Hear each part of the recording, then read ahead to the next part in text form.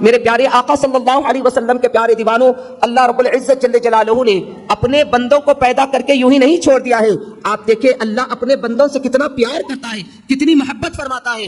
ایسے ہی نہیں ہے کہ جو بندہ پریشان حال ہے، رسول پاک صلی اللہ علیہ وسلم کا امتی آج پوری دنیا کے اندر مسلمان کرب و اضطراب کی وادیوں میں بھٹک رہا ہے۔ بے چینی، بے قراری، مصیبتیں، پریشانیاں ہر چاروں طرف سے مسلمانوں کو گھیری بھی ہے۔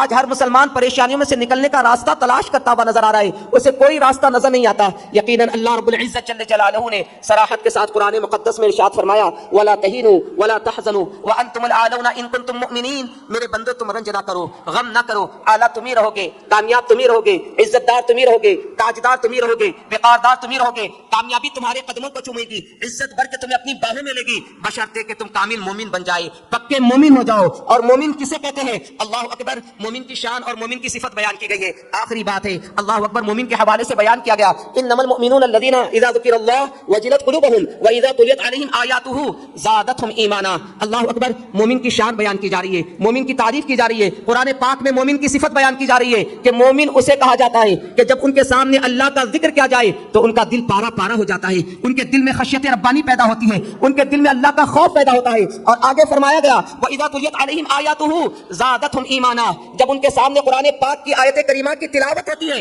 تو ان کا ایمان بڑھتا چلا جاتا ہے، ان کے ایمان میں نور پیدا ہوتا ہے، ان کے ایمان میں تقویت پیدا ہوتی ہے۔ اللہ اکبر، حضرت عبد الرحمن جلال الدین سیوطی رحمۃ اللہ تعالی علیہ سے اس آیت کریمہ کے حوالے سے پوچھا گیا، حضرت فرماتے ہیں پوچھا گیا حضرت ہمیں کیسا پتا چلے کہ ہمارا ایمان ہے بھی یا نہیں؟ جس طریقے سے اللہ نے قرآن پاک میں مومن کی شان اور مومن کی صفت بیان کی گئی ہے، اس حوالے سے ہم کیسے پتا چلے؟ اللہ اکبر فرماتے ہیں کہ جب مسجد سے اذان کی آواز آتی ہے، اللہ اکبر کی صدائیں آتی ہے تو بندے کا جسم جب لرزنا شروع ہو جاتا ہے، مسلمان خوف زدہ ہو جاتا ہے کہ اللہ کی بارگاہ سے منادی مجھے بلا رہا ہے، اگر میں نہ جاؤں گا تو میں اللہ کو کیا جواب دوں گا؟ اگر یہ خوف پیدا ہو گیا تو اللہ کا شکر ادا کرے کہ اللہ نے تمہارے ایمان کو محفوظ رکھا ہے۔ اگر اذان سننے کے بعد مسجد کی طرف تمہارے قدم نہیں جاتے تو اپنے ایمان کا محاسبہ کرے، ایمان کو ٹٹولے، ایمان کا جائزہ لے کہ میرا ایمان ہے بھی یا رخصت ہو گیا ہے، اس لیے کہ اللہ کی بارگاہ سے بلاوا آ رہا ہے، اس کے باوجود بھی میں یہاں پر بیٹھا ہوا ہوں۔ میرے پیارے آقا صلی اللہ علیہ وسلم کے پیارے دیوانوں، مسلمانوں بتاؤ اس 2024 میں ہم نے کون سی کامیابی حاصل کی ہے، کون سا ہم نے عروج پایا ہے؟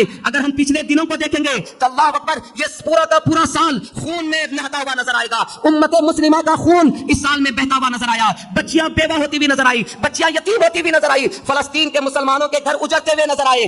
آج جو مسلمان جشن منانا چاہتا ہے، یقیناً خون کے اعتبار سے وہ ہمارے رشتہ دار نہیں ہے، لیکن ایمان کے حوالے سے، یقیناً کلمہ طیبہ کے حوالے سے وہ ہمارے بھائی ہے۔ میرے آقا نے جو فرمایا المسلم اخو المسلم، ایک مسلمان دوسرے مسلمان کا بھائی ہے، چاہے ہندوستان میں ہو یا دنیا کے کسی بھی حصے میں کیوں نہ ہو۔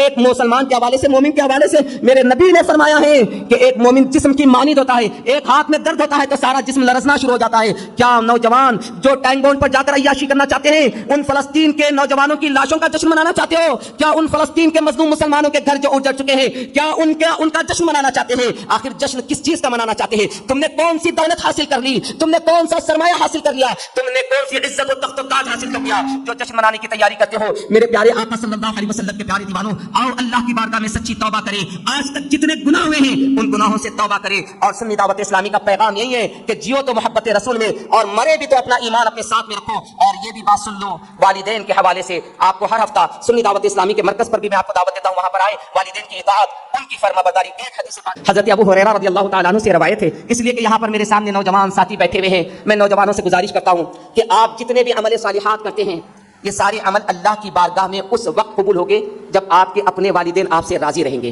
والدین کو ناراض رکھ کر آپ کچھ بھی عمل کرو گے اللہ کی بارگاہ میں قابل قبول نہیں ہے۔ پہلے والدین کو راضی رکھو، پہلے والدین کی اطاعت، ان کی فرما برداری۔ یہ باپ جو ضعیف ہو جاتے ہیں نا، اپنی جوانی، اپنا شباب، اپنا سب کچھ قربان کر کے بچے کو جوان کرتے کرتے والد بوڑھے ہو جاتے ہیں۔ اب بچہ جوان ہونے کے بعد باپ کو جھڑکتا ہوا نظر آتا ہے، باپ کی توہین کرتا ہوا نظر آتا ہے۔ اگر آج ہم عمرے کو جاتے ہیں، حج کو جاتے ہیں، لوگ مبارکبادی دیتے ہیں، لیکن ان نوجوان ان سے پوچھے کہ جو حج کو جا کر کے آئے ہیں کہ بتائیں کہ آپ کا حج قبول ہو گیا ہے، تو کہیں گے کہ نہیں یار، اللہ اگر قبول فرما لے تو اس کا فضل ہے، ہم گارنٹی تو نہیں دے سکتے کہ ہمارا حج قبول ہوا۔ لیکن آؤ، آمینہ کے لال مصطفیٰ جان رحمت صلی اللہ تعالی علیہ وسلم فرماتے ہیں جس نے اپنے والدین کو ایک مرتبہ محبت کے ساتھ دیکھتا ہے، اللہ اس کو حج مقبول کا ثواب عطا فرما دیتا ہے۔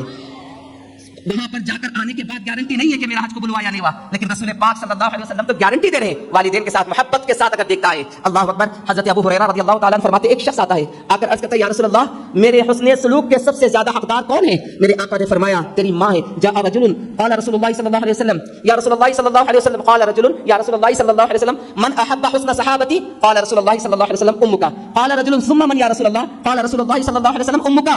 सुम्मा मन या रसूलुल्लाह सल्लल्लाहु अलैहि वसल्लम? क़ाल सय्यदुना मुहम्मद रसूलुल्लाह अरवाहुना फिदाहु सल्लल्लाहु अलैहि वसल्लम, उम्मुका। सुम्मा मन या रसूलुल्लाह? क़ाल रसूलुल्लाह सल्लल्लाहु अलैहि वसल्लम, अबूका। यानी 3 मरतबा मेरे आका ने फरमाया। वो शख्स आकर अर्ज करने लगा, या रसूलुल्लाह सल्लल्लाहु अलैहि वसल्लम, मेरे सबसे ज्यादा हुस्न सलूक के हकदार कौन है?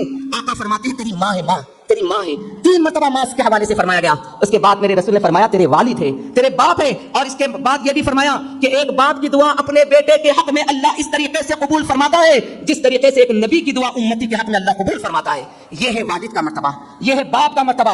और ये भी फरमाया गया, बच्चे मदरसे में स्कूल में पढ़ते हैं, बाप जन्नत के दरवाजों में से बीच का दरवाजा है। कितने भी अमल कर लेंगे ना, दरवाजा जब बंद हो जाएगा जन्नत में नहीं जा सकते। वालिदैन की इताअत, वालिदैन की कद्र करें। मेरे प्यारे आका सल्लल्लाहु अलैहि वसल्लम के प्यारे दीवानों, अल्लाह मुझे आपको सबको अमल करने की तौफीक अता फरमाए।